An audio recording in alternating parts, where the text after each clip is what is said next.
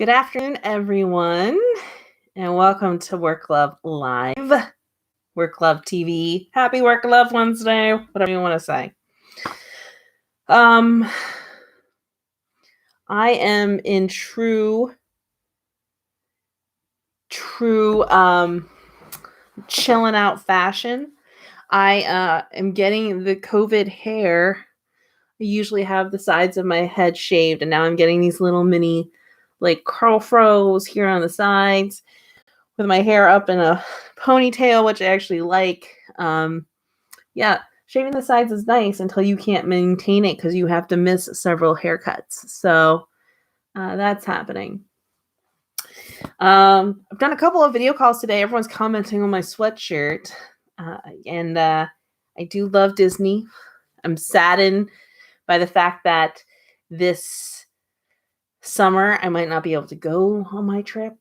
And this sweatshirt, it was the first time I got to go to Walt Disney World, which was a year ago. When I say that, me and Madeline got stuck in like a monsoon of raining. Josh and Zoe had already gone back to the hotel and we were drenched, had no umbrellas. So we actually bought matching hoodies. So we have matching little like mommy daughter hoodies. And Madeline wears hers all the time, but it reminds me of my happy place. It reminds me of a really happy, special time. And we need those right now, right? Well, thank you for joining me today as we pause, revisit, refeel, and do a little mini practice. We are going to start our pause doing a ha release. So, in healing sounds, the ha sound is attached to the heart. So these deep-rooted kind of anxieties, really heart-centered, value-driven work can get built up stagnations energetically to the heart. And so when we release with the sound of ha, we're going to do it inaudibly just with some practice breath work. But when we do ha, we are releasing that stagnation that's there. So what we're going to do for our pause is basically take a deep breath in, abdominal breathing. So we want the belly to rise. And then when we exhale, it to release. And when we exhale out, we're going to release on a so it's a ha sound, but inaudible, just and to fill us up with some good nurturing energy, we're going to imagine breathing this ruby red, beautiful red color into our heart. Okay. So I'm going to put my hands right here as we do this. But if you get comfortable in your seat, we'll just do 5 rounds of this. And you can take them at your own pace, but I'm going to go ahead and take a deep abdominal breath in, filling my belly, filling up my heart with this deep ruby red color, holding it for a brief moment, and then releasing out. Releasing any stagnations, any anxieties, anything that's really starting to stir up from the heart, letting it go. So go ahead and begin. We'll do 4 more rounds. Begin with your deep breath in, filling the heart with a ruby red color. And when you're ready, release.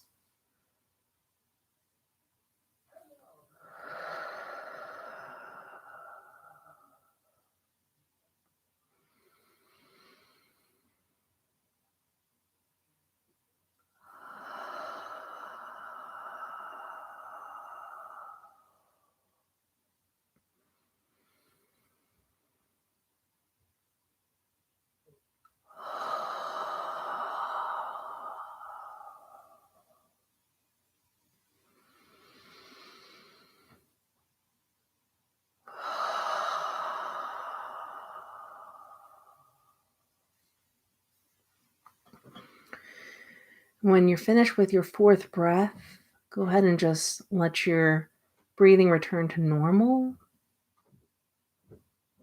Settle a bit.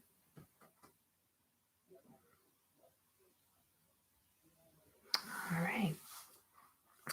If you're someone who has trouble sleeping at night because the mind won't quiet, you wake up maybe halfway through the night and the mind won't quiet, try doing the Haws. Just in bed, really quietly, filling the heart up with red and releasing. And just try to slow down the breath, deepen the breath, make it longer. See what happens. Yeah. Works for me. Maybe it'll work for you. Let me know. Anyways. So last week, the crow showed up. The crow. Ooh, the light. But here's the beautiful crow with the words justice, truth, and clarity.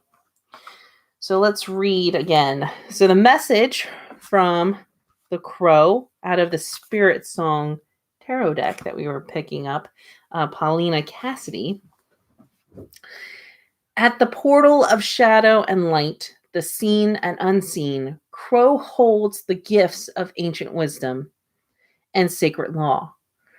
Her sharp perception illuminates the core of truth. She is able to discern what is fair, and she stands on guard to ensure that such fairness is fulfilled. As a bringer of clarity, Crow will assist you toward spiritual self-awareness.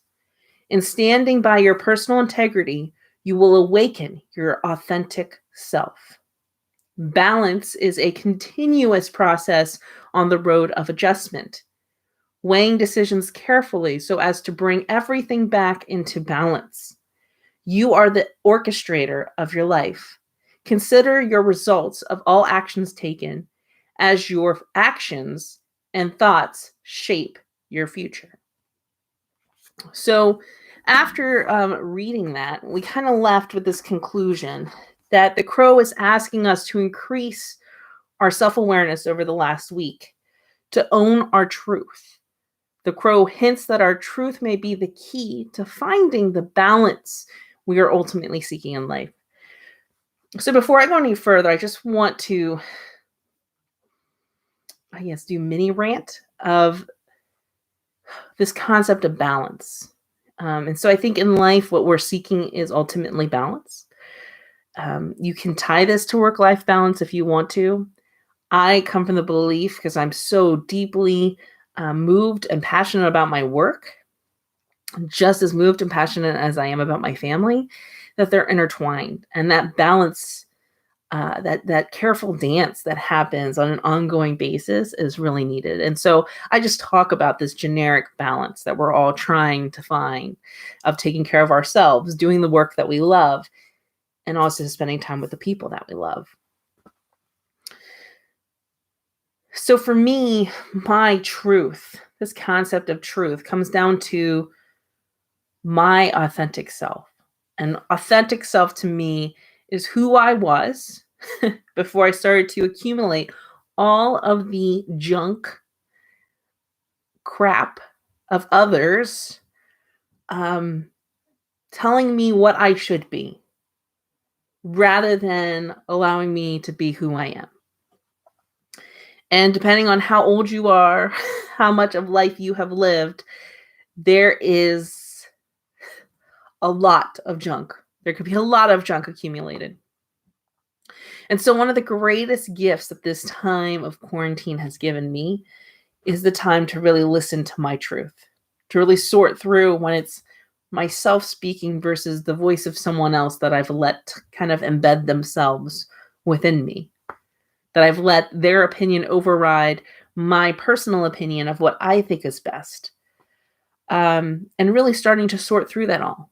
I mean, we interact with people, we have really fantastic growth experiences so that we can grow, so that we can evolve, not to turn into those people, not to turn into another individual's vision of ourselves. For us, it's for us to bring to life the best version of ourselves, to serve the highest good within us, to fulfill our purpose, which is only something that we know. So this past week has provided me with unique challenges, I would say, in regards to truth and speaking truth. Two unique aspects that I just want to chat about very briefly that I think might resonate with you, whether you experienced them in the last week or maybe that's coming to you in the future. Challenge number one was letting go of what does not serve my truth.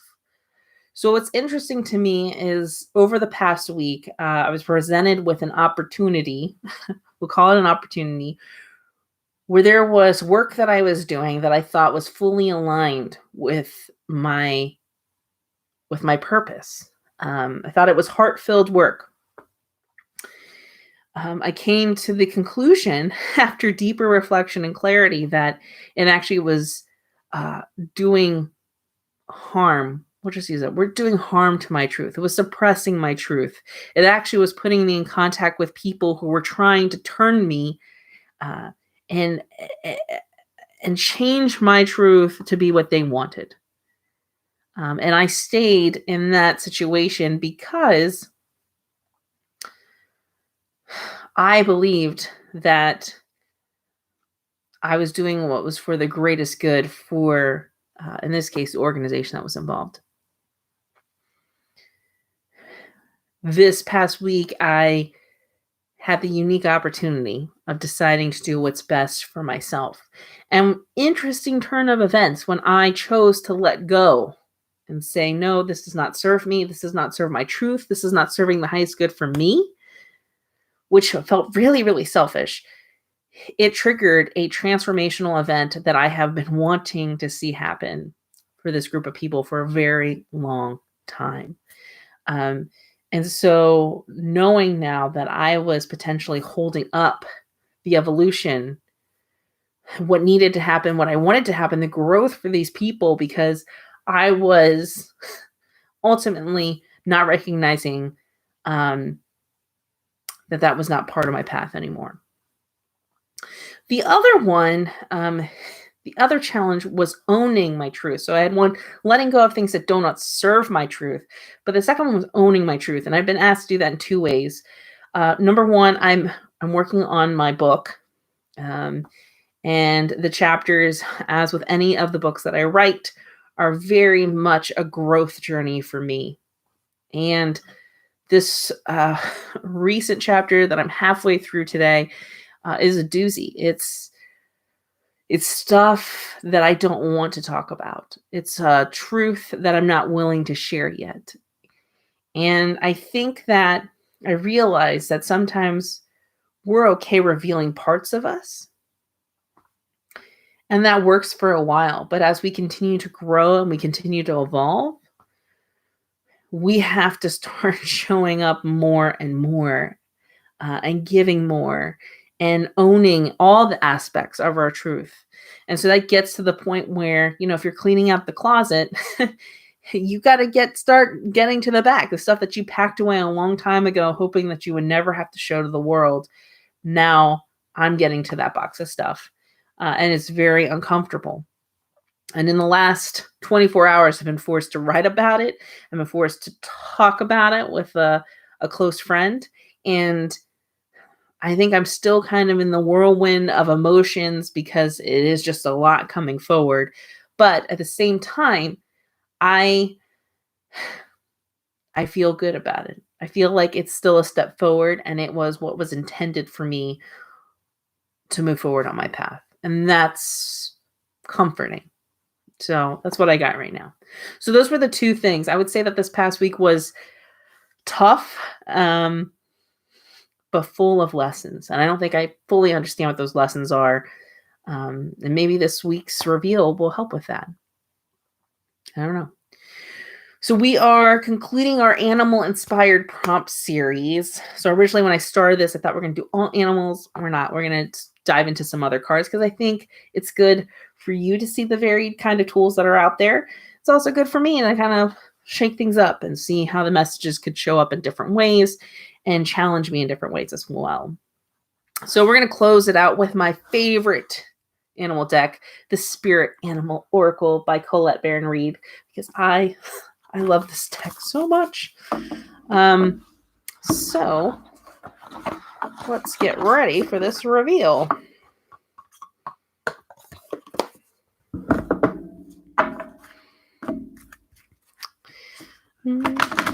Last animal. Mm-hmm.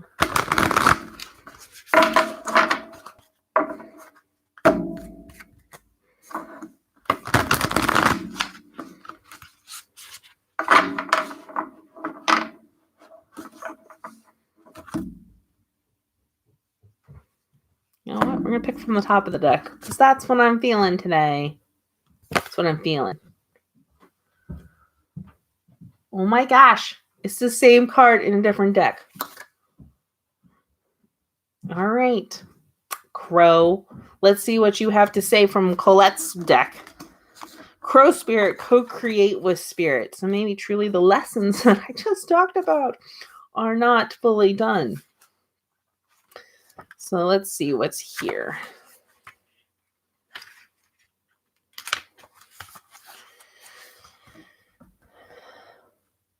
As you look around you, can you sense the magic that pulses through the world?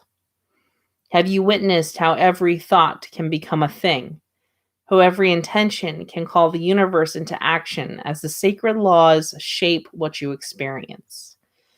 The universe works in perfect order. When you align your thoughts, feelings, and beliefs with spirit, you will want to crow with delight, feeling the excitement and wonder of being in harmony with something much larger than yourself. Crow Spirit says you are right on target now to see your dreams magically come into being in the visible world. The law of abundance, compensation, frequency, and praise are operating in your favor now. Remember to be grateful and praise what is yours, even if it is still coming into form, still residing in the invisible realms of co-creation. No matter what area of life you're concerned with now, what our hope for you is on its way, for Spirit is your co-creation partner. So I think that's a very powerful continued message. I'm definitely doing some internal processing now. As I told you that I don't think my lessons were fully learned by the crow, and to have it show up in a different deck. And so I think there is something to still continue the lessons that we had from last week and continuing them into now. But I also feel compelled to pull one more card, to have one more prompt to push us forward. So we're going to have 2 animals this week. And we know that it can't be another crow. If it's another crow, then it's going to be really kind of creepy. Oh, and it's the owl. You see clearly now. Okay. So let's read about the owl.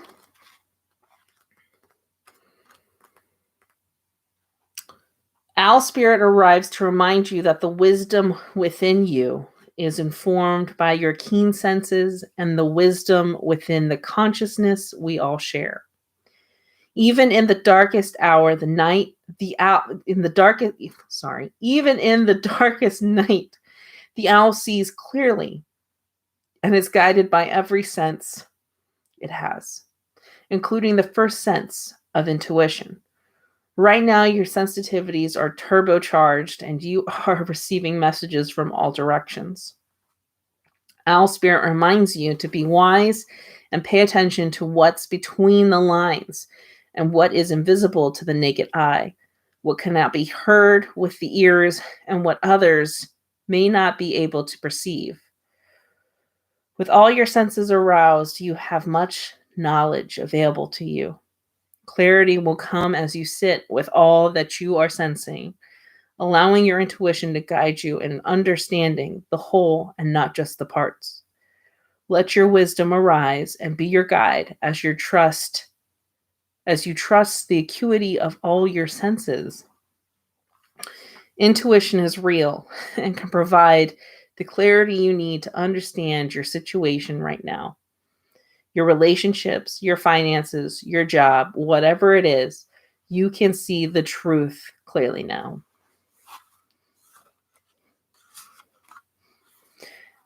One of the unique opportunities about us being forced in this stay-at-home kind of mandate situation, if that's where you're finding yourself right now, if you choose to engage in personal reflective practice, it really can be supercharged. You're given this unique opportunity to have time where isolation is welcomed.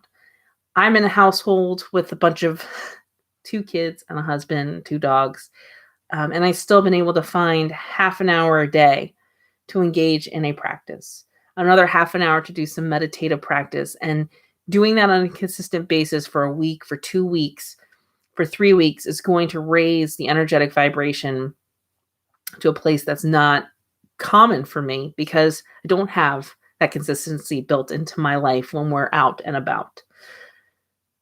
So I prompt you with that of number one, if you are doing things like that, what is the differences that you're sensing or noticing in your senses, whether intuitive base or across the board? If you're not, take this as a challenge for the next week. Do something to see if you can feel a difference.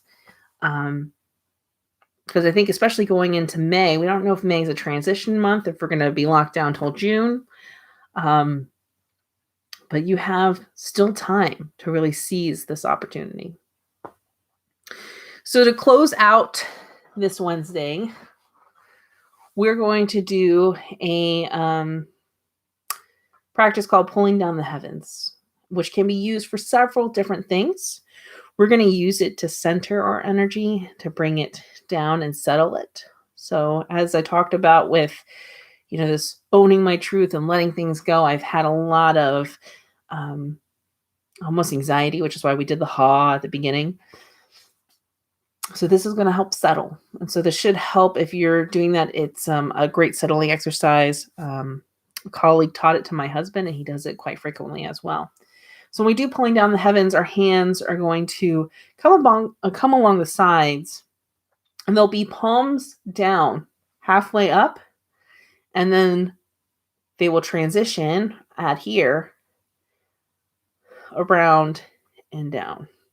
Wonder if I can move you guys away so you can see. Yeah, there you go. You can see now. All right.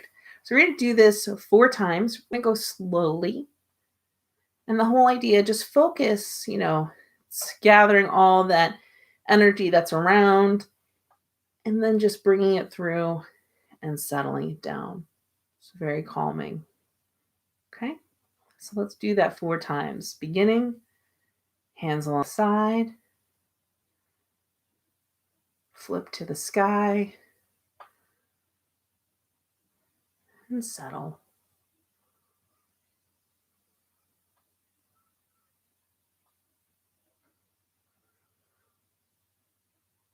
Again,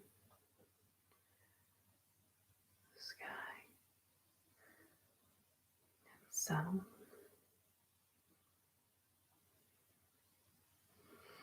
Again.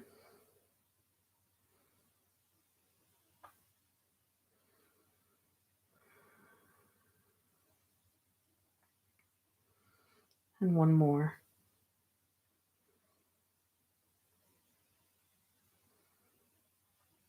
Good.